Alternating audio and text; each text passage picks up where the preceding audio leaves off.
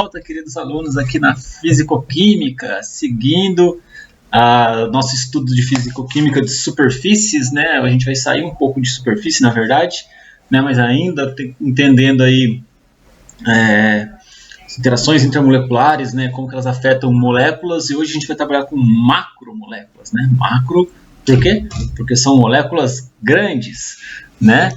Antes disso, queria perguntar quem fez a atividade que eu deixei para vocês lá no final da nossa última aula, né? Uma atividade bastante simples, espero que todos tenham feito, tenham buscado entender, né? Para quem não fez, a ideia era basicamente essa, né? A gente pegou o videozinho mais curto que eu achei, tá, gente? Você tem um recipiente com água, jogar um orégano ali ou algo assim, por exemplo, né, sobre ele. Você molha o dedo aqui no detergente, dá uma pulada. Né? E o que acontece, né? Se você, a pontinha do dedo da mulher, então ela passou no detergente, né? Na hora que ela coloca esse dedo na água, né? O orégano ele simplesmente se afasta, né? Daquele ponto central, vai para as bordas do recipiente aqui, né? O que está acontecendo, né? Se a gente lembrar da nossa última aula, né? Vimos dois efeitos interessantes, né? Com relação ao detergente. Detergente, né, ele é feito especialmente de surfactantes. Surfactantes são aquelas moléculas que são anfifílicas, né, tem uma cabeça polar e apolar. E qual que era a característica interessante, né, do surfactante, né, o agente ativo de superfície, era o quê? Né, ele tinha um excesso superficial positivo, ou seja, ele se acumula muito mais na superfície, na interface água-ar, do que no interior da fase aquosa, por exemplo, né? Então, a primeira coisa, né, o detergente que a gente tem aqui, a gotinha que a mulher colocou no dedo, já tem milhões de moléculas de detergente. A hora que ela rela na água, aquele detergente que está ali, ele se espalha. Lembra que a gente viu o coeficiente de espalhamento também? Né? Então, ele se espalha, ele tem um coeficiente de espalhamento positivo sobre a água, um excesso superficial também positivo, então ele se espalha muito rapidamente pela água. Então aquele dedo dela, né, ao tocar aqui, se espalha de forma radial as moléculas de detergente na superfície da água. Como o orégano está ali só boiando, né, não tem nada que prende ele, quando esse detergente se espalha, ele arrasta, né, um pouco de massa de água com ele, consequentemente o orégano é arrastado também. Né? Tem inclusive formas de limpar derramamento de petróleo no mar desse jeito. Não é detergente P, obviamente que se usa, mas a ideia é mais ou menos a mesma, né? O óleo fica boiando sobre o mar, você usa um certo tipo de surfactante mais poderoso, mas mesmo assim ainda mais biocompatível, coloca boias ao redor e vai, né, vamos dizer assim, empurrando aquele petróleo, aquele óleo para essas boias e limpando a maior parte da superfície, tá? Uma das formas de limpar é o derramamento de óleo, tá ok? Experimento simples, bacana e traz muita química pra gente. Agora sim, vamos para as macromoléculas, né? Então, o que são macromoléculas, né? Eu já dei spoiler lá na primeira slide, né? São grandes moléculas, né? Moléculas muito grandes. E os polímeros, né? O que são os polímeros? Eles são macromoléculas? Né? Acho que todo mundo conhece o termo polímero, a gente vai trabalhar bastante com eles hoje. Estas apresentam comportamento ideal em solução. Né? Na fisicoquímica a gente usa muito essa ideia do comportamento ideal. A gente viu isso lá na lei de Henry, lei de Raoult, né? Na hora que a gente começou a trabalhar com soluções eletrolíticas, a gente viu que fugia da idealidade, mas ainda assim a gente usava muito a questão de idealidade, né? Usar o coeficiente de atividade igual a 1. Muitas vezes a gente fazia assumir esse tipo de comportamento. O que é o comportamento ideal, né? Para a gente lembrar na fisicoquímica. O comportamento ideal vem lá dos gases ideais, né? Que a gente tira aqui o comportamento ideal de um gás, né? Que uma molécula não interage ou não interfere na energia da outra, né? Então as moléculas elas seriam independentes entre si. No estado gasoso é muito fácil a gente imaginar isso, né? A baixas pressões, as moléculas estão muito distantes. Conforme a gente vai trazendo isso para uma solução líquida, fica um pouco mais complicado, mas soluções diluídas a gente pode enxergar assim, né? Mas em uma solução líquida do polímero, por exemplo, uma macromolécula, uma molécula gigantesca, né? Uma proteína, tá?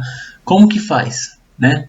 a gente vai ver que elas vão fugir muito da idealidade e muitas daquelas equações que a gente determinou para várias coisas aqui na fisicoquímica, vários tipos de comportamento, elas não servem para as macromoléculas, tá? Porque o desvio da idealidade é tão grande, tão grande, tão grande, que mesmo assumindo esse comportamento mais simples, a gente não consegue quantificar numericamente. Então, uma aula que a gente vai ver que é um pouco mais difícil quantificar os efeitos dessas macromoléculas numa solução, tá? Mas tem aplicações realmente fantásticas, né? Então, a gente vai começar pelas macromoléculas mais randômicas, até chegar nas mais organizadas. Vamos ver, entender um pouquinho isso daí, beleza? Então, macromoléculas definem-se como uma molécula orgânica de elevada massa molecular, composta por um certo número de unidades repetitivas ligadas em si. Elas podem ser naturais, por exemplo, uma proteína, que é uma proteína, né, ligada em forma de hélice, né, ela vai rodando igual o DNA, né? O DNA é uma dupla hélice, né, que a gente tem uma única hélice. Ela é formada por ligações peptídicas, conforme a gente vai ver na nossa próxima aula em especial, ligando vários aminoácidos que se ligam repetidamente milhares de vezes, né, formando então uma molécula, né, uma proteína seria uma macromolécula composta por vários pedaços de moléculas, né, massas molares gigantescas aí de 40, 50 mil gramas por mol, tá ok? E a gente também tem macromoléculas sintéticas, né, que nós humanos produzimos como cientistas, né, por exemplo, os polímeros, né? Então aqui a gente sai de uma molécula pequena, né, tipo a cloronitrila, fazemos uma reação química para formar um polímero, que é a repetição de muitas vezes, e muitas vezes mesmo, tá? 1000, 2000, 4000 vezes esse grupo acrilonitrila, formando um polímero chamado de poliacrilonitrila, né, usado na fabricação de têxteis, né, de roupa. Então são dois tipos de macromoléculas, tá ok? Os polímeros, eles são sempre sintéticos? Não, tá? A gente tem também alguns polímeros naturais, como por exemplo a celulose, tá ok? Então os polímeros não são só sempre sintéticos, são sempre podem ser naturais também. E biomacromoléculas, né, como as proteínas, normalmente são naturais. A gente hoje já consegue desenvolver proteínas no laboratório, mas é um assunto um pouco mais avançado. A gente não vai tratar tanto aqui, né, e mesmo assim não conseguimos produzir com tanta eficácia quanto a natureza, né? A natureza é um químico muito melhor do que a gente. Mas seguindo, tá? Em soluções, como eu falei, né, essas macromoléculas elas se afastam muito do comportamento ideal, porque a gente tem fortes interações intermoleculares e intramoleculares também, tá? Como a gente já estudou essa parte de interações moleculares, vai ser fácil para a gente enxergar isso aqui, tá ok? Por exemplo, né, a celulose é um polímero natural. A cadeia da celulose é rica de espécies OH na sua superfície, né, de cada cadeira dessa de celulose. Esses OH, eles podem fazer ligações de hidrogênio com a mesma molécula, né, ó. Então esse OH pode ligar com esse OH da mesma molécula, por exemplo, né, igual está aqui. Então é intramolecular. Como a molécula é muito grande, ela pode ter uma interação intramolecular de algum grupo dela com ela mesma, né? Ou também intermolecular, com uma outra cadeia polimérica de celulose também, tá? Esse excesso de... não excesso, né? Mas essa interação intermolecular muito extensa, né? Tem muitos grupos interagindo uns com os outros, seja intra ou seja intermolecular, faz com que esses polímeros ou essas macromoléculas elas tenham propriedades muito distintas daquelas propriedades que as moléculas teriam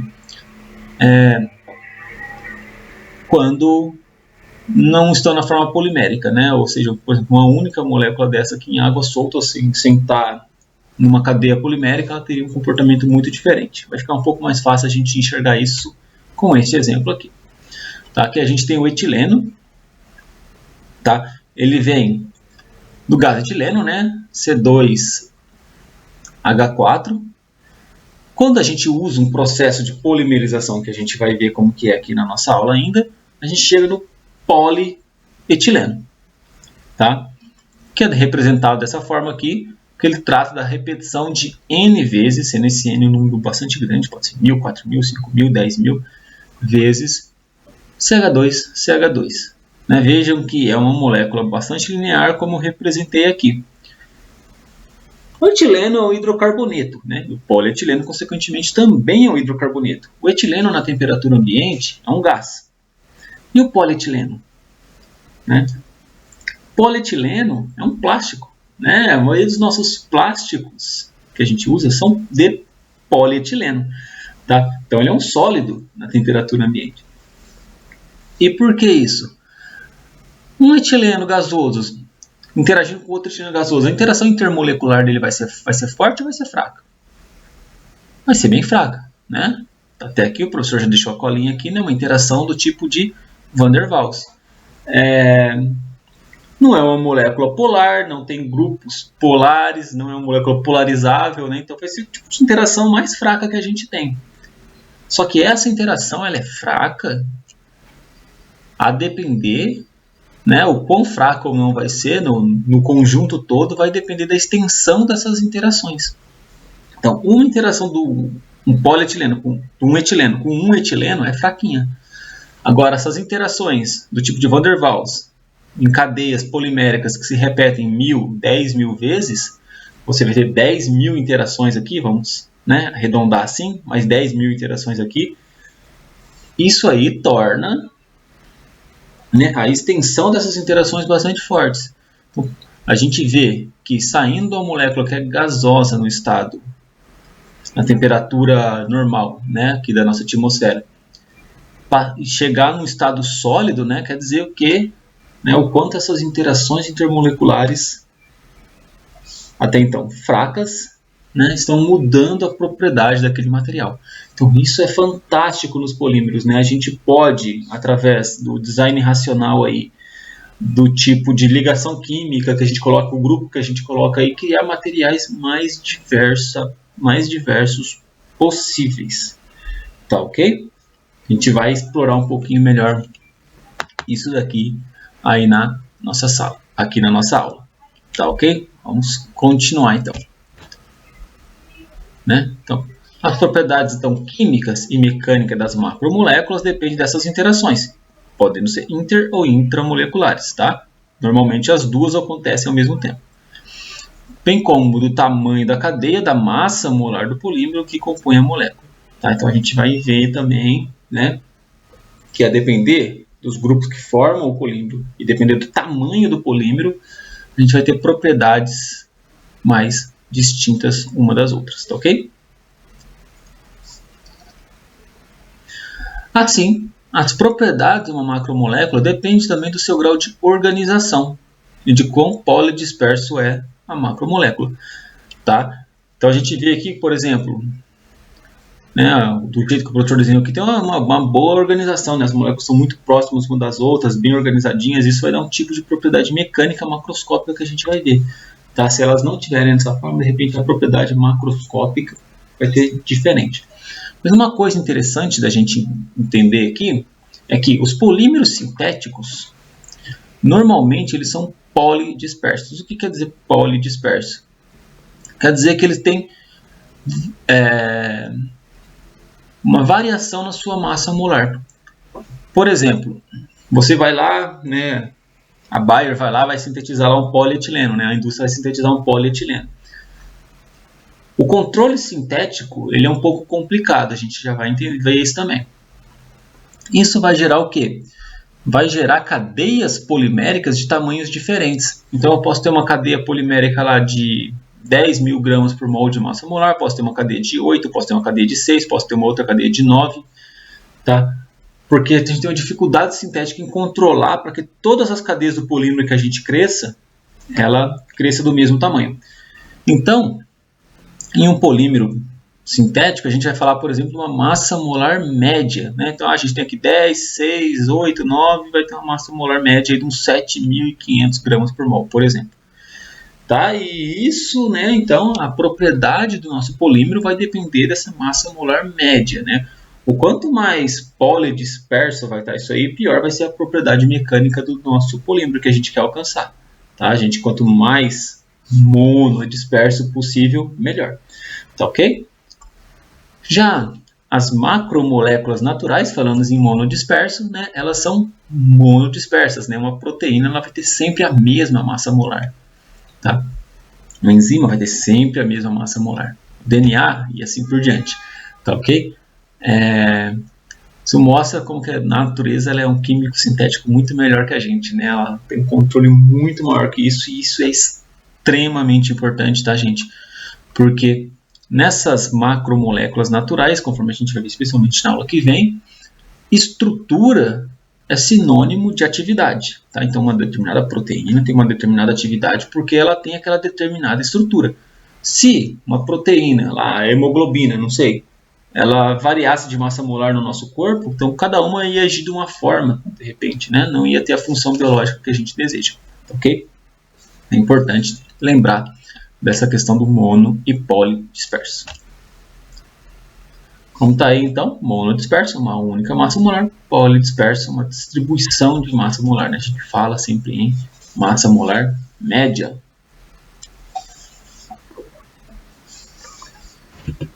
Bem, vamos focar nos polímeros na nossa aula de hoje, tá? Na próxima aula, a gente foca nas biomacromoléculas especialmente. Tá?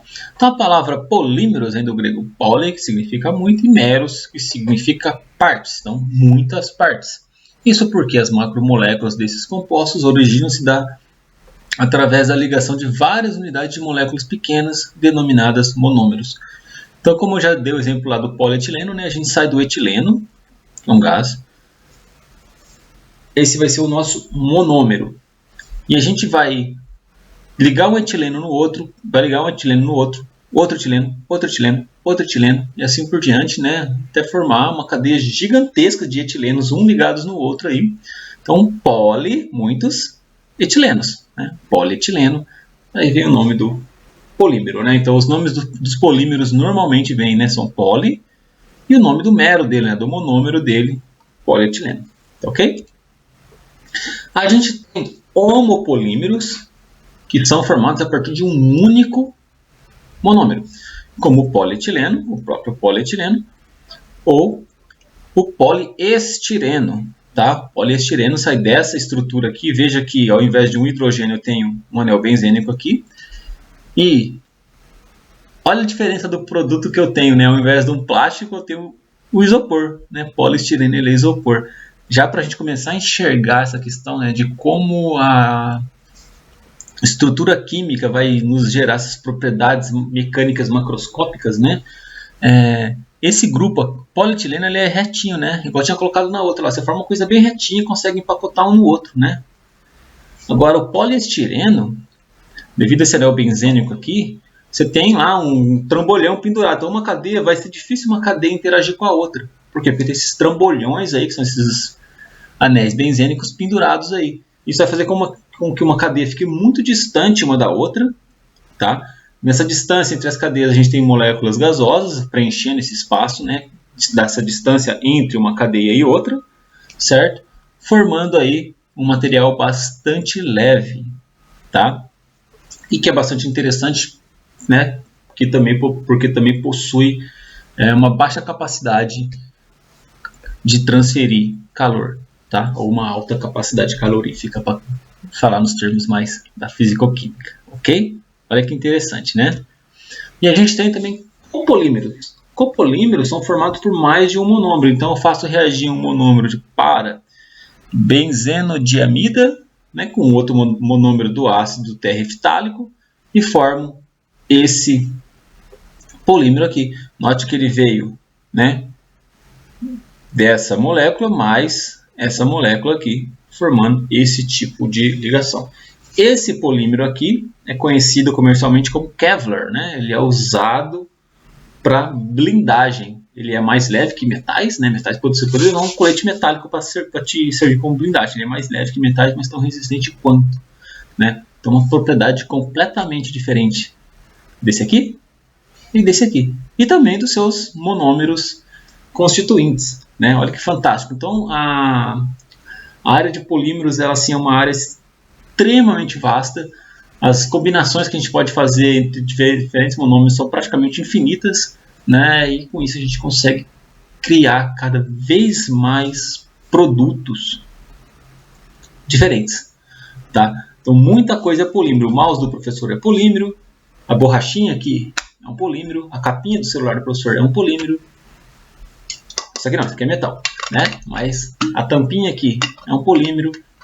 O tecido aqui da blusa do professor, né, o está frio, é também um material polimérico e assim por diante, tá? Então a gente está circundado de polímero por todos os nossos lados, né? Muitas coisas, o polímero vem substituindo vidro em muitas aplicações, em televisão, por exemplo, né? A gente vê aquelas TV curvas, né?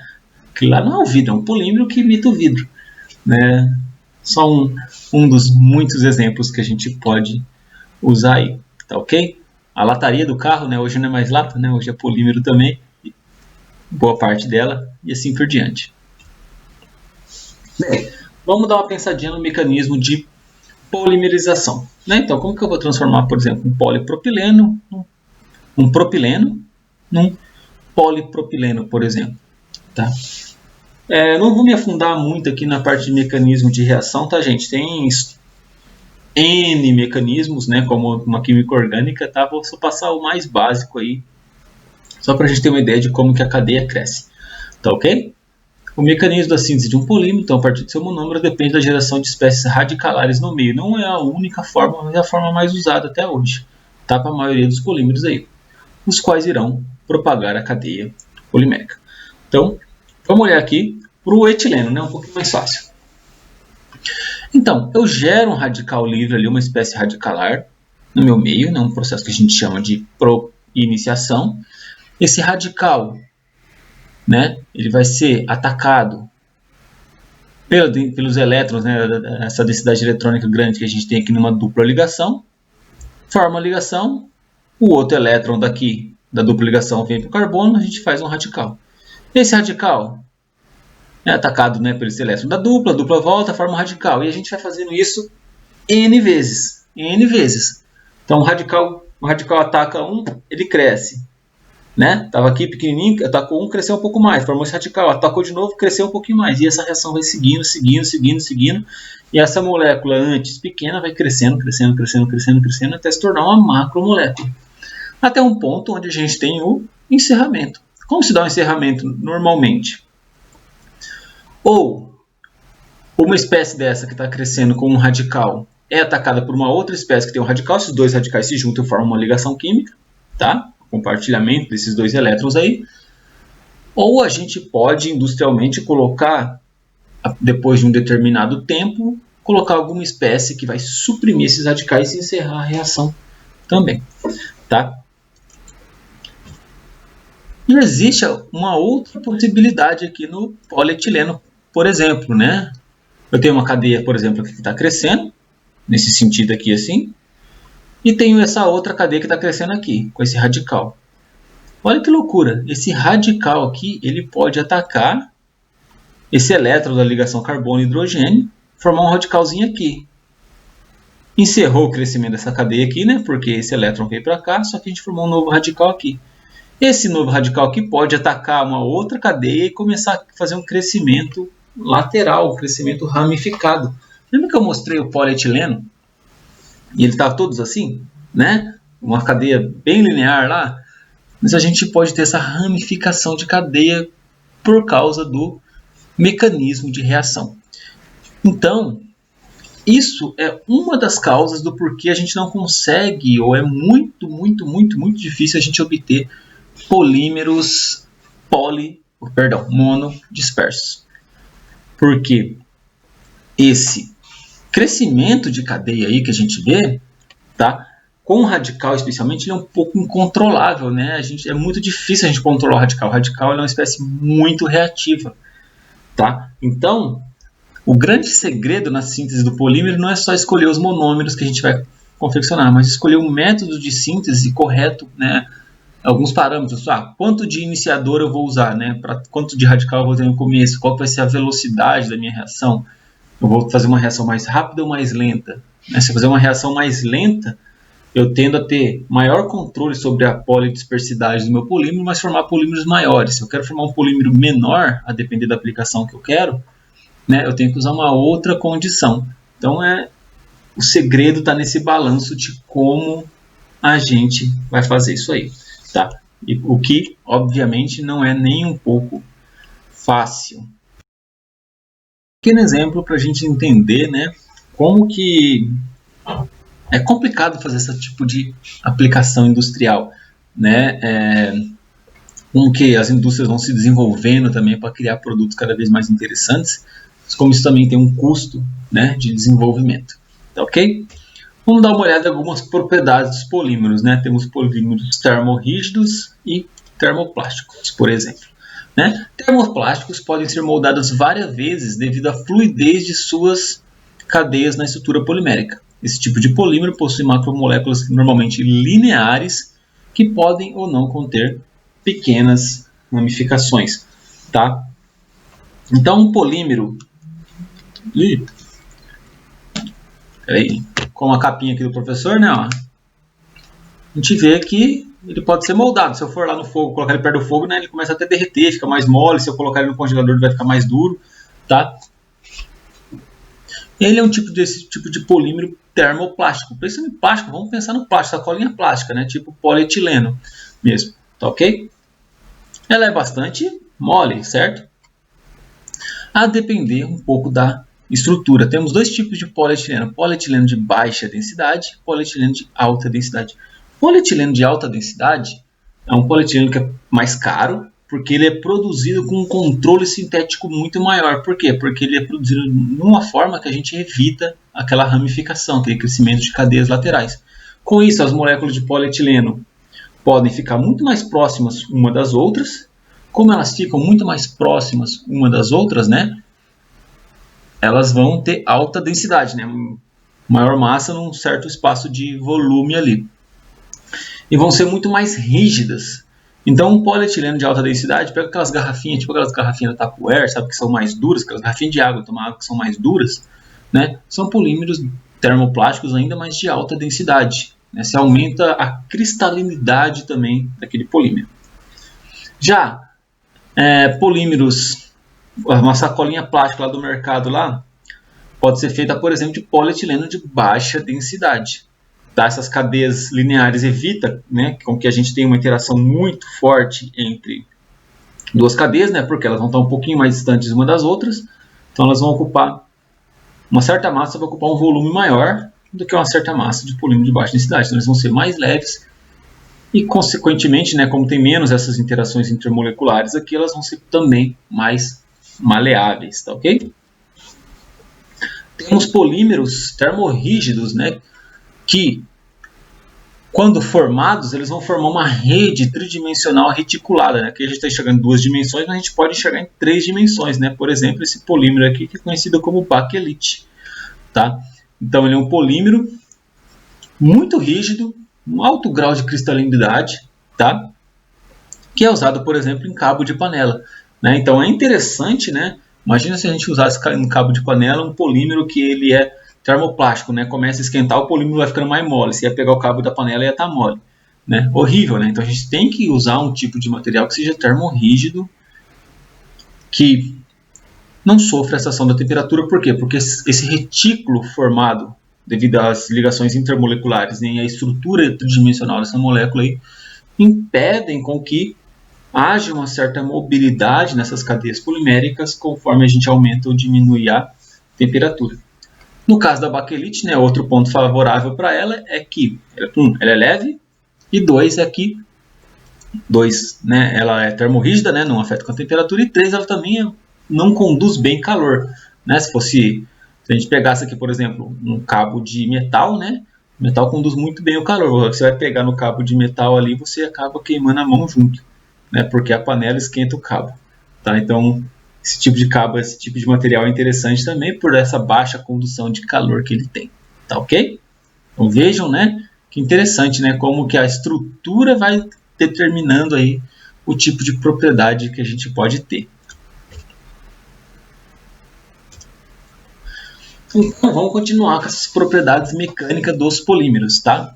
Os polímeros podem ser classificados como elastômero, fibras e plásticos, tá? E, obviamente, né, no meio desses três aqui, pode ter eles não 100% elastômeros, não 100% fibras e assim por diante. Tá? O elastômero é um polímero flexível que pode facilmente se expandir ou se contrair em razão da aplicação de uma força externa. Borrachinha, aquelas borrachinhas de dinheiro, sabe? É um polímero, né? Elastômero, né? Você estica ele, qual é a característica dele? Você consegue, através da aplicação de uma força, você consegue expandir ele ou contrair, tá? E ao retirar essa força, ele vai voltar à sua posição normal, tá? Então, um exemplo aqui, né? O polidimetilsiloxano. A gente tem uma extensa, né? São numerosas ligações cruzadas. Mas essas ligações cruzadas elas não são muito fortes, elas são fracas, tá? Então você consegue esticar, né? Então você tem uma ligação intermolecular aqui e ali, você consegue, né? Fazendo uma força, como essa ligação é um pouco fraca, não é um retículo tão forte igual lá na baquelite, você exercer uma força, exercer uma energia de estresse, essas ligações elas podem ser expandidas ou contraídas a depender da força que você está fazendo. Tá? Porque a gente tem fracas restrições direcionais nessas ligações, por exemplo, entre o silício e o oxigênio aqui no siloxano. Tá? Isso aí vai causar, então, esse efeito de elasticidade. Né? Aqui um exemplo de um polímero, um elastômero, né? Que a gente poderia estar desenvolvendo, por exemplo, para fazer uma cobertura de uma ferida. Né? Então, imagina, você tem uma ferida, ao invés de enfiar um band-aid lá, você coloca um plástico, como se fosse um plástico, né? Um plástico ali no seu braço, ali, por exemplo, para evitar que aquilo lá fique exposto para os demais animais. Como a gente não tem músculo, né, tudo mais, então o volume, por exemplo, do braço e afins muda conforme a gente vai movimentando, seria muito interessante que esse plástico não fosse rígido, fosse um elastômero, né, um plástico mais elástico, porque conforme você se movimenta, ele também se expande ou se contrai, né, não vai, vamos dizer assim, rasgar ou impedir o seu movimento. Ok? Temos as fibras. Fibras, elas possuem baixo grau de ramificação, né? E elas precisam ter resistência à tensão. Então, o elástico, enquanto a gente estica, ele vem, a gente solta, ele volta, né? Tem essa propriedade elástica. Uma fibra é exatamente o contrário, né? Ela tem uma resistência muito grande à tensão. Você vem puxando um pouquinho, ela não estica nem contrai. Puxa, ela não estica e não contrai até, né, se fazer uma força gigantesca e quebrar essa fibra aí, tá? Então, para isso, né, é necessário que as cadeias estejam quase completamente distendidas para que possa haver interação forte entre as mesmas, né? A mesma ideia daquele do polietileno de alta densidade, né? As fibras bastante estendidas e interagindo muito fortemente, muito próximas uma das outras, tá? A gente pode ter, por exemplo, ligações de hidrogênio entre cadeia, como no nylon, tá? Aqui então uma molécula de nylon, né? O nylon, aquele tecido, né? A gente usa para fazer roupa. A gente vai ter ligações de hidrogênio aqui entre elas e a cadeia bastante esticada, né? Então a gente não deseja ter cadeias laterais e afins, né? A ideia é ter realmente essas cadeias bem esticadas com interações intermoleculares fortes entre uma e outra, tá? Tipo de fibra, né? Tem o nosso cabelo, né? Ele é também composto lá por queratina, que também é uma biomacromolécula fibrosa, tá? A gente vai até dar uma olhadinha legal sobre a queratina na nossa próxima aula. E tem o plástico, né? O plástico ele fica no meio dos dois aí, tá? Ele pode ter um certo grau de cristalinidade, né? Cristalinidade vai nos dar essa ideia de mais dureza, então eu posso ter potinhos plásticos desse aqui um pouquinho mais duros ou não. Como eu falei lá, né? Aquela garrafinha de água mais durinha lá, tipo Tupperware, ela tem um grau de cristalinidade maior, ela parece um pouco mais fibra, né? O polietileno de alta densidade. Enquanto a gente vai ter plásticos mais maleáveis, mais moles, que estão tendendo mais lá para os elastômeros, né? Os plásticos normalmente ficam no meio entre os dois aqui, né? Então a gente pode ter, por exemplo, o nylon com uma característica de fibra ou de plástico, a depender de como a gente produz ele. Então, o mesmo polímero a gente pode dar propriedades diferentes a depender do tamanho dele, da massa molecular dele e de como a gente produz ele, com ou sem cadeias laterais, como a gente viu também lá no caso do polietileno. Ok? Então, uma amostra de nylon 66, o tipo de nylon, né, são 6 cadeias carbônicas e aquela dupla ligação, 6,6, podem ser visualizadas como constituindo regiões cristalinas com ligações de hidrogênio de tamanho variável entremeadas por regiões amorfas com cadeias randômicas. É um conceito que eu não sei se vocês tiveram ainda na universidade, tá? Mas uma estrutura muito bem organizada e mais rígida, como no caso, né, de um polímero mais do tipo fibra, ele tem um grau de cristalinidade maior, né, porque as moléculas elas estão muito bem organizadas em posições muito bem organizadas, né? Cristais metálicos são assim, tá? Então você vai ter lá um crescimento de um dado cristal lá de um metal, por exemplo, né? As moléculas vão estar muito bem posicionadas no espaço e muito fixas em relação a isso, então tem um alto grau de cristalinidade. Então, ok? Já a gente tem outras moléculas que não estão tão presas assim umas nas outras, né? Então a gente tem um material que a gente chama mais de amorfo, tá ok? Para lembrar aí, ok? E essas amorfas, né, essas moléculas estão mais randômicas, né? Elas estão um pouco mais dispersas, não estão tão organizadas. Bem, um único tipo de polímero pode existir mais que uma característica, como já citei, né? Para apresentar cara de fibra, os polímeros necessitam estar alinhados. Se as cadeias não estiverem alinhadas, então a substância pode ser plástica. Esse é o caso do nylon, por exemplo, tá ok? Que a depender, né, de como a gente produz ele, pode estar como plástico ou pode estar como fibra. Aqui então, uma lembrança de tudo isso aí que a gente discutiu, né, um resuminho, né, e uma mensagem interessante, né? Então a gente vê que as propriedades das macromoléculas dependem fortemente de sua estrutura tridimensional e das interações intermoleculares dos átomos que as compõem. Então a gente tem que pensar nos monômeros que a gente vai usar para fazer o nosso polímero, seja um homopolímero ou seja um copolímero.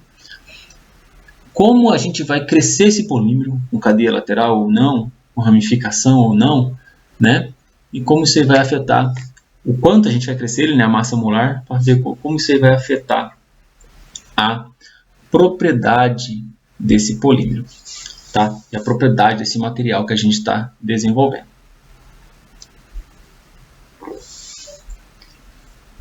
Propriedades mecânicas dos polímeros, tá? Então, o polímero também pode depender muito fortemente da temperatura, tá? Em solução, né? Um polímero em solução lá, líquida, né? Existe uma condição chamada temperatura θ, na qual o polímero vai se comportar idealmente. Tá? As interações intermoleculares podem ser desprezadas. Seria a mesma ideia daquela temperatura de Boyle que a gente tem para os gases, tá? A gente vai dar uma olhadinha no que é essa temperatura θ em solução mais para o final da aula. Tá? E essa cristalinidade ou não do polímero, de um determinado polímero, ela pode ser perdida pelo movimento térmico, né? Uma espécie de fusão intramolecular. Então, um polímero ele pode ser mais cristalino ou não, a depender da temperatura dele. Né? Aqueles termorrígidos, como a baquelite, eles são menos sensíveis à temperatura. Mas outros polímeros, né, como por exemplo, né, a capinha aqui do professor aqui, se eu colocar uma foguinha aqui, ela começa a derreter, vai ficar molenga, vai ficar bem mais mole do que ela já é, né? Ou seja, ela vai estar menos cristalina ainda, a depender do quanto eu aquecer ou não aqui o meu material. Então, existe uma temperatura que a gente chama de temperatura de transição vítrea, tá? Na qual abaixo o polímero normalmente tem um comportamento mais vítreo, né? O vítreo que a gente pensa mais duro, né? E acima dessa dada temperatura ele tem um comportamento no qual ele é mais maleável, mais com uma cara de elastômero, né? Por exemplo, pensar no elastômero, o elastiquinho de dinheiro, aquele elastiquinho amarelinho, tá? Na temperatura ambiente existe energia suficiente para que uma cadeia polimérica se contorcer. Então a gente pode esticar, aumentar, voltar a esticar esse polímero, né? A temperatura ambiente fornece a energia térmica suficiente para que essas moléculas lá no elastiquinho elas se distendam entre si e voltem para si mesmos, tá? Agora, em baixas temperaturas, a amplitude desse movimento térmico diminui muito, tá? E abaixo, então, dessa temperatura de transição vítrea, a gente perde o movimento, né? Aquela energia térmica que as moléculas tinham, que permitia com que elas se movessem entre si, elas desaparecem, elas ficam mais rígidas, têm um comportamento mais de vidro. Faça o experimento aí na sua casa. Pegue desses elastiquinhos de dinheiro, né? A temperatura ambiente, você vai ver que ele é elástico, né? Você puxa e tal e volta. Coloca no congelador. Deixa um tempo bom lá. Depois você tenta esticar ele para ver. Né? Já tira rapidinho, não espera esquentar não. E tenta esticar para ele para você ver. Ele vai estar duro, como se fosse um vidro. Você vai tentar esticar, se você ou você não vai conseguir esticar, ou se você fizer força suficiente, você vai arrebentar ele. Tá? Porque, né, você deixou então muito mais rígida aquelas ligações lá. Ele passou de um estado mais elastômero para um estado mais cristalino, tá ok? Então eu trago até uma discussão interessante aqui. Procurem aí, eu não coloquei no material essa de vocês ainda, não sei se vou colocar, mas procurem aí vídeos do tipo, a pessoa coloca uma bolinha de beisebol dentro do nitrogênio líquido, é uma bolinha de beisebol, uma borrachinha, né? Tira do nitrogênio líquido e joga no chão, por exemplo. Ela espedaça como se fosse um vidro, né? Exatamente porque a gente está tratando desse tipo de transição aqui. Um vídeo bem legal, não faça em casa porque nitrogênio líquido é perigoso. Dá uma olhadinha em propriedade elétrica dos polímeros, tá? A grande maioria dos polímeros, tá? A grande maioria deles são isolantes elétricos, né? Tipo, isso aqui é um isolante elétrico, né? Plástico, tudo assim, não conduz corrente elétrica, tá ok? Mas a gente tem uma classe especial de polímeros que são os polímeros condutores, são polímeros que nós chamamos de polímeros conjugados, porque eles têm uma dupla ligação, uma simples, uma dupla, uma simples, uma dupla, uma simples. Eles trazem né, essa característica de conjugação, ok? Da cadeia, né? E devido a isso, né, eles podem sim conduzir corrente elétrica, né? Então você vai oxidar um polímero desse, por exemplo, criar um ponto ali, né, chamam de polaron, e essas duplas ligações vão, né, conjugadas, vão se intercalando aí e conduzindo essa carga ao longo da cadeia polimérica, tá? Então é uma classe de polímeros não tão explorada ainda, tá? Mas que a gente está começando a trabalhar com eles e tendo aplicações realmente muito interessantes.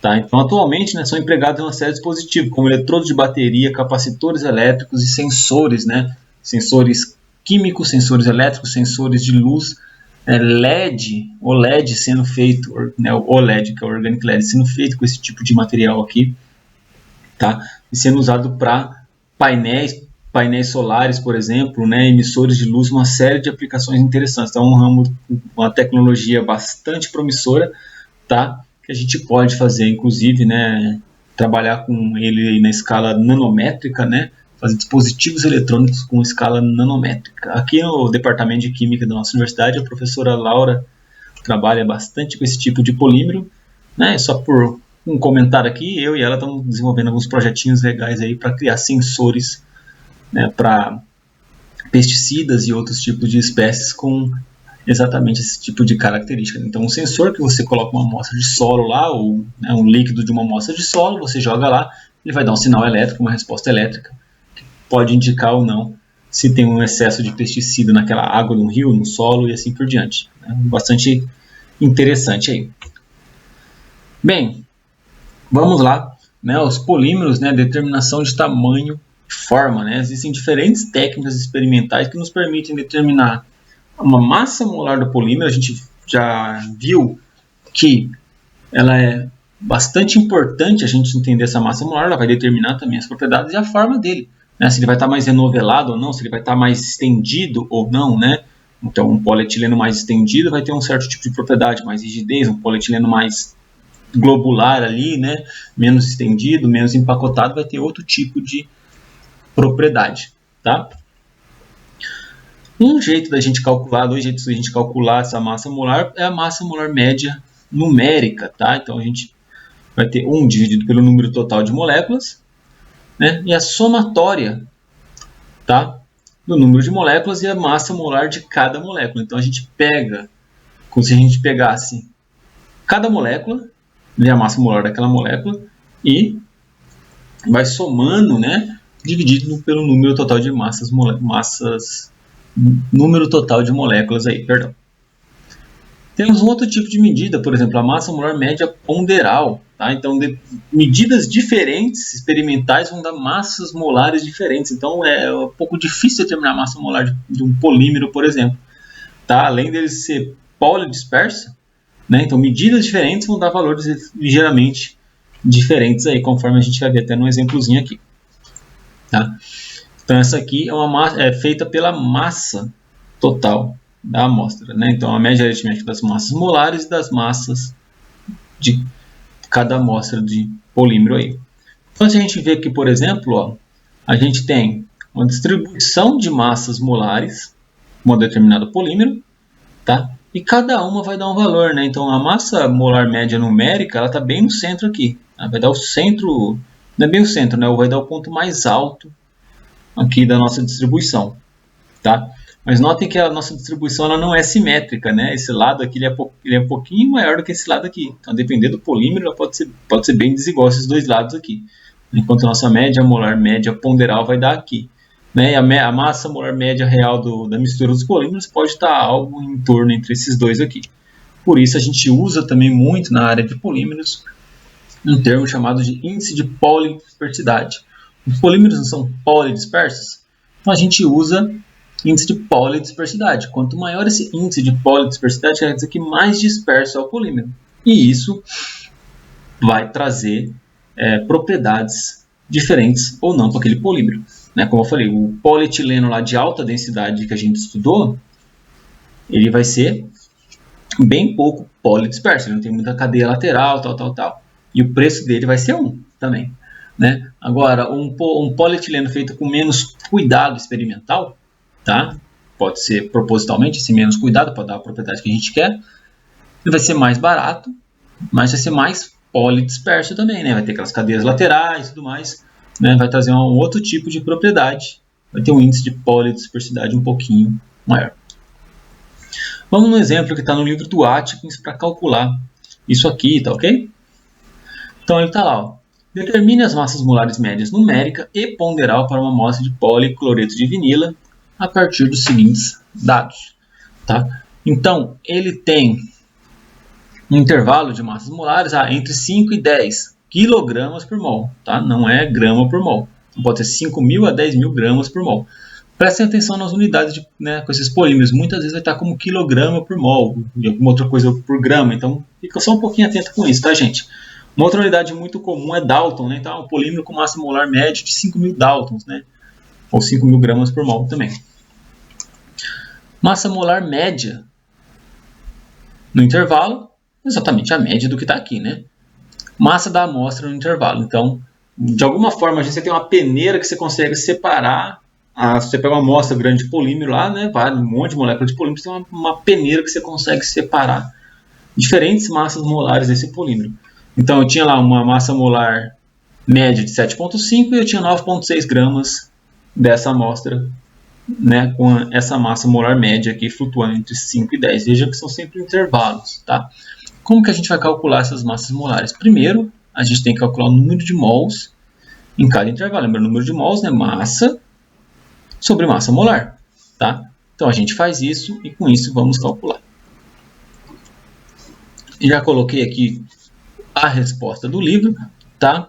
Então, a gente tem aquele determinado intervalo, a gente tem aquela determinada massa molar. Tá? A massa dividida pela massa molar, a gente vai ter o número de mols naquele intervalo. Tá? Então, o que eu fiz aqui? Nós somamos essas massas molares, chegamos que a gente tem um total, número de mols, perdão, total de 2,92 mols aí nessa nossa amostra. Tá ok? A massa molar média numérica vai ser o quê? 1 dividido pelo número de mols total, vezes o número de mols naquele intervalo, 1,3, nesse intervalo aqui primeiro, né? Vezes 7,5, que é a massa molar média. Mais, então lembrar da formulazinha lá em cima, né? Aquela somatória. Então, número de mols vezes a massa molar média naquele intervalo, mais número de mols vezes a massa molar média naquele intervalo, mais, e assim a gente vai fazendo. Resolvendo a nossa equação aqui, a gente chega a uma massa molar média numérica de 13 kg por mol. Tá? A gente tem também a massa molar média ponderal, né, por massa. 1 dividido pela massa total da nossa amostra, tá ok? Massa da amostra vezes a massa molar média no intervalo. E assim a gente faz a nossa conta, chegamos em 16. Veja então que a massa molar média ponderal é um pouquinho maior do que a massa molar numérica, tá? O que é natural, segundo a gente viu até lá no slide passado. E o nosso índice de polidispersão aí, 1.2. Tá? Um índice de polidispersão bastante bom. Tá? Normalmente eles são maiores até. Tá ok? Facinho de fazer. Tem um exercíciozinho desse aqui, mais simples ainda, para vocês fazerem lá no nosso questionário. Tá? Modelos de estrutura, né? Então, vamos pensar um pouco quantitativamente, entender um pouco melhor esses polímeros aí. Né? Exemplo, o polietileno, a gente desenhou lá ele retinho, né? Mas na verdade ele vira um novelo, né? Pega uma linha aí, sei lá, né? Um barbante, alguma coisa assim, e solta na mesa, né? Ele vai virar um novelo, porque ele pode, as ligações elas podem, né, ir para vários tipos de lado, né? Uma cadeia um pouco mais randomizada. Olha só, né? Então, o primeiro modelo que foi usado matematicamente é um modelo com articulações livres, no qual os ângulos eles são arbitrários entre si. Um ângulo pode ir para qualquer direção e não depende do outro ângulo. É uma simplificação muito grande, né? Porque se uma molécula está interagindo com uma força intramolecular com outra molécula, ou intermolecular, né? Outra molécula ou intramolecular com ela mesma, né? Esses ângulos não vão rodar livremente, né? Vai depender desse tipo de interação e afins. Mas para entender a simplificação aqui. Tá? E esse modelo ele ignora o efeito do solvente se a gente pensar isso em solução. Né? Então, um polímero lá, né, que faz a gelatina em solução, por exemplo. Tá? A gente vai desconsiderar isso daí. Vocês vão entender melhor essa imagenzinha. A gente tem algumas propriedades, né, como comprimento de contorno, separação média quadrática. Eu não vou me aprofundar aqui porque o tema é complicado e a gente não vai acabar explorando tanto assim. Tá? Só vale vocês lerem lá no livro do Atkins, tá? Essa parte para dar uma entendida um pouquinho melhor do que a gente está, mas a gente chega numa equação matemática bastante aproximada, para falar bem a verdade, né? Que mostra uma entropia de conformação, tá? E os cálculos dessa entropia de conformação, elas dão um valor máximo de entropia, tá? Veja que é negativo para o zero, né? O valor máximo de entropia quando a gente teria, por exemplo, a molécula completamente enovelada. Né? Então, o polímero é um fio grande, né? Como um polietileno, a gente pode imaginar um negócio grande aqui. Entropicamente, ele seria mais favorável quando ele está completamente enrolado, né? Completamente enovelado. É sempre verdade essa afirmação? Já vimos que não. Né? Vai depender muito do solvente e da estrutura daquela macromolécula. Né? Então, ela pode interagir com ela mesma, formando interações intramoleculares e mudar um tipo de estrutura, formar uma hélice, como a gente vai ver na aula que vem para as biomacromoléculas. Ela pode interagir com outras moléculas, fazer uma ligação intermolecular e ficar mais estendida, ou interagir com o solvente, né? No caso de um polímero em solução, ficar um pouco mais estendido também. Tá? Então, a gente vê que é um modelo muito distante da realidade, né? Porque a gente desconsidera as interações intermoleculares nos polímeros e como a gente já discutiu essas ligações, essas interações intermoleculares, elas são de extrema importância, né? A extensão da força dessas ligações intermoleculares é muito grande, porque a molécula também é muito grande. Tá ok? Então vamos pensar num polímero em uma solução, tá? Pode ser líquida ou não. Tá? Uma forma da gente ver como que um polímero ele vai afetar uma solução, né, e o grau de organização desse polímero vai afetar essa solução através de medidas de viscosidade. Então a gente pode ter, por exemplo, num polímero, num mau solvente, ou seja, um solvente que solvata pouco aquele polímero, o que vai acontecer? O polímero vai preferir ficar mais estendido e em contato com o solvente, ou vai ficar mais contraído em contato com ele mesmo e o mínimo de contato possível com o solvente. Tá? Se não é um solvente bom, ou seja, um solvente que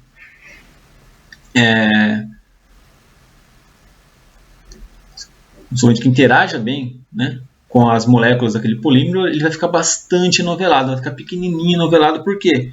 Se o solvente que está aqui em volta de mim eu não interajo bem com ele, eu me contraio, né, até eu ter o mínimo de contato possível com o solvente, né, um pouco daquela ideia daquele efeito hidrofóbico que a gente viu lá na nossa outra aula, correto?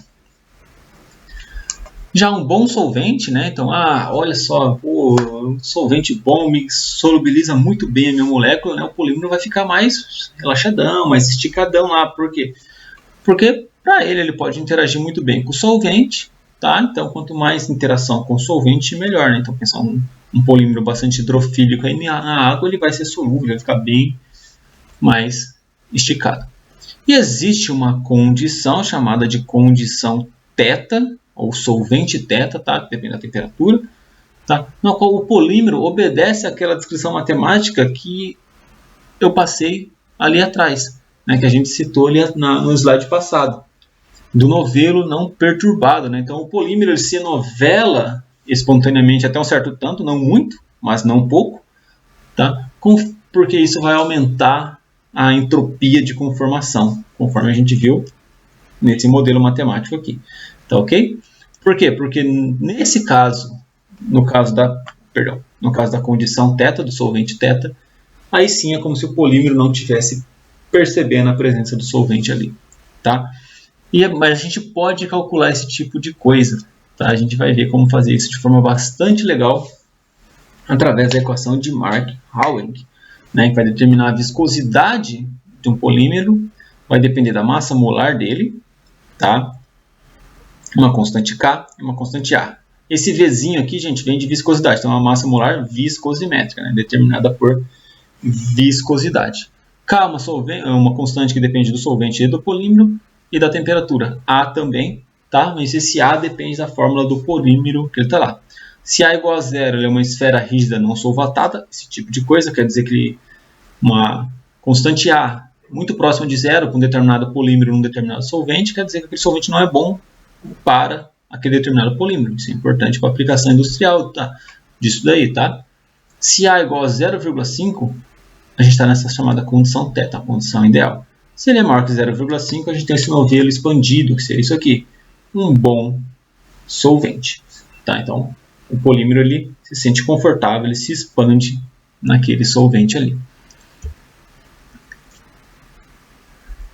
Então, a gente pode determinar experimentalmente, né, a massa molar de um polímero por medidas de viscosidade. É isso que a gente vai fazer agora. Né? É uma prática que a gente tem lá na fisicoquímica experimental. Né? Espero que vocês façam. E eu vou passar aqui para vocês como a gente faz esse tipo de prática aí, ok? Ou esse tipo de medida. Aqui alguns valores, né, só para a gente ter uma ideia, né? Então, o poliestireno em benzeno, ele tem θ, a temperatura está a 25 graus Celsius, ele tem esse valor de K e um A de 0,74, ou seja, né, o benzeno é um bom solvente para o poliestireno, né, vai solubilizar muito bem aquele poliestireno, bem até demais, né, ele passa da condição θ. Já o benzeno, a 23 graus Celsius, ele está exatamente na condição θ do poliisobutileno, um outro polímero. Tá? Esses valores eles são tabelados, a gente vai encontrar lá no handbook de polímeros normalmente, tá ok? Então a viscosidade, tá? A gente através da medida de viscosidade intrínseca vamos conseguir determinar a massa molar do polímero. Por quê? Olha lá, pensa lá, a gente tem só água. A gente adiciona um polímerozão lá que vai ficar bem solvatado naquela água, né? Então o polímero vai interagir com a água, vai diminuir ou não o escoamento que a água teria com ela mesma, né? Então, o que é a viscosidade? Né? Uma diferença de velocidade no escoamento entre fases do mesmo solvente ali. Se você tem um polímero ali no meio, as moléculas de água, por exemplo, no bom solvente, tudo tremeado aqui, ele vai escoar um pouco menos, vai aumentar a viscosidade da água. E quanto mais polímero colocar, mais vai aumentar a viscosidade da água ou de qualquer outro líquido, tá, gente? E assim por diante. E esse efeito na viscosidade a gente vai conseguir determinar a massa molar através dessa equação apresentada aqui, tá? Então, uma forma que a gente mede isso experimentalmente, a gente tem esse tipo de aparato aqui, né, esse tipo de vidraria, coloca nosso líquido, nosso solvente, né, água com polímero, água sem polímero e água com várias concentrações de polímeros, deixamos escorrer aqui por esse tubo capilar aqui. A gente vai medir o tempo que a água vai levar para passar dessa marquinha que vai estar mais ou menos aqui, até essa marquinha que vai estar aqui. Então a gente fica lá olhando com um cronômetrozinho, é assim que a gente faz no laboratório. O polímero vai escorrendo, vai escoando, e a gente vai marcar o tempo que vai depender para ele passar aqui. Tá? Isso vem lá da equação de Poiseuille, né? Depende do raio do capilar, mais algumas coisas aqui, nesse aparelho que a gente chama de viscosímetro de Ostwald. Óbvio, quanto mais viscosa é a solução, mais lento vai ser esse escoamento aqui, certo? E, consequentemente, né, com vários tempos diferentes, a gente vai conseguir medir. Chego lá. Nesse tipo de viscosímetro aqui, o que a gente mede, na verdade, é uma viscosidade relativa.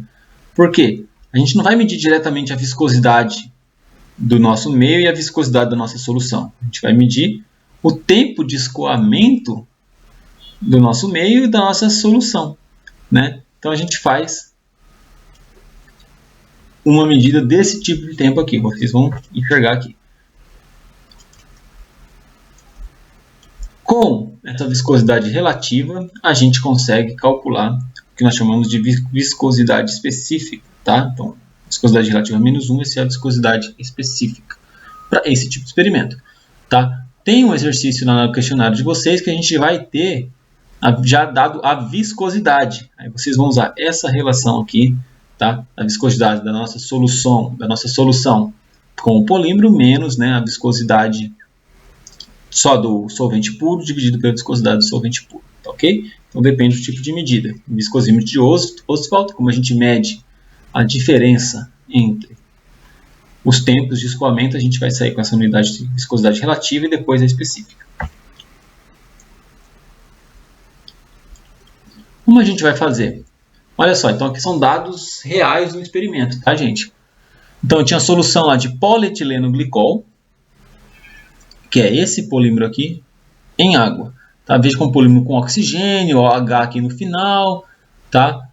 Ligações, né, do tipo OH, então a gente imagina que é um polímero que seja bastante solúvel em água, tá? E realmente ele é. Então tinha soluções lá com diferentes concentrações, porcentagem de polietileno. Em água, isso dava diferentes concentrações em gramas por ml, tá ok? E para cada solução dessa, eu medi um tempo em segundos de escoamento. Note, conforme a concentração de polímero aumenta, o tempo de escoamento ele aumenta também, tá? A gente mede a viscosidade relativa. A partir da viscosidade relativa, né? A partir do tempo, né, a gente determina a viscosidade relativa. Da viscosidade relativa, a gente calcula a viscosidade específica. E vamos usar esse termo aqui, ó, viscosidade específica dividido por C, para formar um gráfico. Que gráfico? Né? Esse gráfico que nós chamamos de gráfico de Huggins. Tá? Mostra que numa concentração limite, né, de zero, a viscosidade do nosso polímero seria igual à viscosidade específica dividido por essa concentração limite zero do nosso polímero. Então a gente faz um gráfico com uma reta, tá? E a partir dessa reta aqui, determinamos no nosso ponto onde nosso eixo x é igual a zero, ou seja, C tende a zero, né, a concentração tende a zero, a gente vai determinar a viscosidade do nosso polímero. E a partir daquela equação a gente calcula a viscosidade, a massa molar do nosso polímero. Então, eu fiz o cálculo aqui com esses dados, tá? Coloquei no programa gráfico e fiz o cálculo para a gente aqui. Façam em casa. Por quê? Tem um exercício parecido disso no questionário. 2, se vocês ainda não sabem, tem que aprender a usar programa gráfico e usar a equação de reta. Então, eu deixei lá no nosso material extra Como que a gente pode fazer uma equação de reta? Na calculadora Casio ou no Excel. No Excel é melhor, a gente consegue enxergar, né, formar um gráfico aí. Se você tiver um outro programa, se você já saber usar um outro programa, tipo o Origin Lab ou qualquer coisa do tipo, podem usar também, tá? É extremamente importante a gente saber fazer ajustes lineares, né, aqui na fisicoquímica. Se vocês ainda não aprenderam a fazer, aprendam, porque pode pintar na prova, né? E eu estou avisando.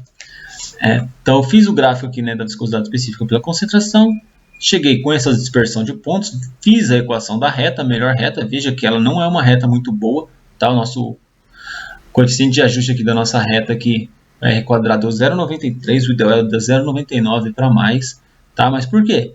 Porque as medidas ela contém um certo erro experimental. Então imagina lá o aluno lá enxergando o líquido escorrer com um cronômetrozinho na mão, né? Já tem uma fonte de erro grande, então vai ter uma dispersão um pouquinho maior dos dados, mas não tem problema. A nossa equação da reta é essa, tá? E o nosso intercepto é igual a 10,64, que vai ser exatamente a viscosidade do nosso polímero, tá? Exatamente a viscosidade do nosso polímero. Com isso a gente joga na equação de Mark aqui, a gente tem a viscosidade, a gente tem o K, a gente tem o A, né? Esses são valores dados e tabelados, eu estou mostrando para vocês aqui. Notem que o A, ele é maior que 0,5, ou seja, o polietileno, ele realmente, o polietileno glicol, perdão, ele é um polímero bastante solúvel em água, né? A água é um bom solvente para ele, tá? Substituindo os dados aqui, calculando, a gente chega numa massa molar viscosimétrica para esse polietileno glicol de 2.656 gramas por mol. Verifiquem se está tudo certo aí. Tá, ok? Então determinamos a massa molar do nosso polímero. Olha que legal. Além disso, a gente pode começar a determinar outras coisas mais interessantes com o nosso polímero, como raio de geração e coeficiente de expansão. Tá? Por exemplo, a gente viu que o polímero, lá, o PEG no solvente teta, ele seria um pouco mais enovelado. O PEG em água, como a água é um bom solvente, ele vai estar um pouco mais estendido. Não vai estar totalmente estendido do jeito que está desenhado aqui, mas mais estendido do que a gente tem no solvente teta. Ok? A gente consegue calcular o quanto ele vai estar estendido ou não, né? Através desse coeficiente de expansão, por exemplo. Então a gente tem duas medidas, né? O R quadrado, que é a distância média quadrática entre os terminais da cadeia, ou seja, o ponto onde a cadeia começa e o ponto onde a cadeia termina. E aqui numa estrutura um pouco mais enovelada, a gente tem aproximadamente uma esfera, certo? Então a gente tem o S quadrado, né? Que seria a distância média quadrática entre o segmento de cadeia e o centro da massa, né? Ou raio médio quadrático de giração. Seria mais ou menos como se a gente fizesse uma esfera aproximada aqui e determinasse o raio dessa esfera. A gente consegue determinar isso a partir daqueles dados que a gente viu lá, né? Como?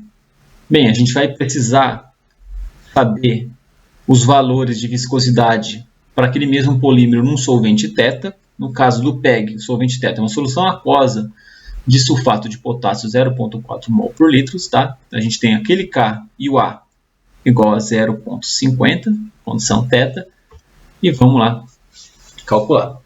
A gente pode calcular a partir desse alfa, né, que é o coeficiente de expansão, a viscosidade do nosso polímero e a viscosidade daquele polímero na condição teta, segundo está mostrado aqui. Tá, vamos, e a partir do alfa e desse valor aqui também, né, do raio de giração lá do nosso solvente teta, a gente consegue calcular, né, para o nosso polímero na outra condição não teta. Tá, então a gente já sabe lá que para o PEG a viscosidade intrínseca do PEG é igual a 4, né, ml por grama no solvente teta, né, usando os dados do slide passado, determinando o coeficiente de expansão alfa e o raio médio quadrático de giração, sabendo que o raio médio quadrático de giração do PEG, do polietileno glicol, no solvente teta é igual a 9,8 angstroms, né? Angstroms é 10 a menos 10 metros, né? Uma medida aí mais de tamanho molecular. Aí. Alfa é só a gente substituir, né? A viscosidade intrínseca que a gente calculou lá no nosso gráfico, 4 que o valor foi dado, né? O alfa estava o cubo aqui, então passa lá como raiz de 3, um alfa de 1,38. Ou seja, na condição dada no nosso exercício aí, no nosso exemplo, o PEG na água pura está 1,38 vezes mais estendido do que no solvente teto, o que faz sentido, né? Porque na água, né, na água pura, né, que não é o solvente teto, ele vai estar realmente mais estendido. O nosso raio médio quadrático de giração, então, 1,38 vezes 9,8 anos, então a gente chega no raio médio estendido maior também, né, 13,52, ou seja, também vai estar mais estendido no nosso meio lá, tá? Bom exercício para a prova, né, gente? Bem legal, é trabalhar com gráfico, para vocês discutirem esse tipo de coisa aqui, né? Quem sabe, né? Vamos dar uma pensadinha aí. Existem diversas outras técnicas, tá, de determinar a massa molar. Eu vou deixar para vocês o texto aqui no Atkins, tem melhor explicando, mas não vou me estender, até porque a aula já está bastante extensa. Né? Então, a gente pode determinar, por exemplo, difração de raio-x, né, certa cristalinidade ou se o polímero é amorfo, como a gente discutiu lá um pouco mais no começo da aula, né, depende do grau de organização do polímero. Mas é difícil a gente determinar a massa molar a partir de difração do raio-x. Só um caso curioso, né? Difração de raio-x foi a técnica utilizada para determinar a cadeia, né? Essa cadeia enovelada aí entre duas fitas, né? Duas alfa-hélices aí do DNA. Né? Tem uma história bastante interessante, inclusive, que o Gibbs ele publicou primeiro um artigo, né? Mostrando que seria uma tripla hélice, né? Não uma dupla hélice, mas depois os outros cientistas lá, que eu esqueci o nome, eles mostraram efetivamente que era uma dupla hélice, não uma tripla hélice, né? Essa estrutura que a gente conhece até hoje. Tudo isso fazendo estudos de difração de raio-x, isso aí há 70 anos atrás, né? Podemos fazer através de espectroscopia de massa, para determinar essa massa molecular, espalhamento de luz, tá? E quanto maior a molécula ou menor ela em solução, ela vai espalhar mais ou menos luz. Isso vai nos mostrar o porquê o céu é azul. Vou deixar essa discussão para a nossa aula da semana que vem. O porquê o céu é azul, essa questão do espalhamento de luz. Podem até pesquisar, bastante interessante. O espalhamento dinâmico de luz, né? Isso aqui é muito utilizado hoje, né? Então, porque partículas maiores elas espalham mais luz, mas são mais lentas. Partículas menores espalham menos luz, mas são mais rápidas. Elas se movem mais velozmente em solução. Então, a gente tem uma junção da técnica anterior com uma questão resolvida no tempo aqui. Podemos medir por sedimentação, né? Por partículas maiores elas tendem a sedimentar, precipitar mais rápido do que partículas menores. Temos também como determinar massa molar a partir de eletroforese, tá? Então, o movimento de uma determinada macromolécula dentro de um campo, você aplica uma diferença de potencial. Isso aqui é muito utilizado na área da bioquímica, na área da bioquímica mesmo, né? Para determinar massa molar de macromolécula, biomacromoléculas, ou se separar essas biomacromoléculas. Então, você pega uma amostra de sangue lá, vai ter lá proteína de tudo que é jeito, né? N proteínas diferentes, N enzimas diferentes e afins. Como que a gente separa uma da outra, né? A técnica de eletroforese você consegue, mas é uma das técnicas que a gente usa para conseguir separar diferentes tipos de biomacromoléculas, ok? Aqui a bibliografia, vocês vão ver que eu deixei o capítulo Atkins inteiro, ele está um pouco bagunçado nessa parte aí. Vão lendo lá o que é mais interessante, que o capítulo vai servir para a nossa aula, essa aula e a aula também da semana que vem, ok? Uma aula um pouquinho mais extensa hoje, mas falando pouquíssimo de polímero, né? Polímero é uma coisa que dá para fazer um semestre inteiro, um curso inteiro só sobre isso para servir como introdução. É uma área, como eu já falei, sem fim. Beleza? Então, nos vemos na próxima aula. Um abraço.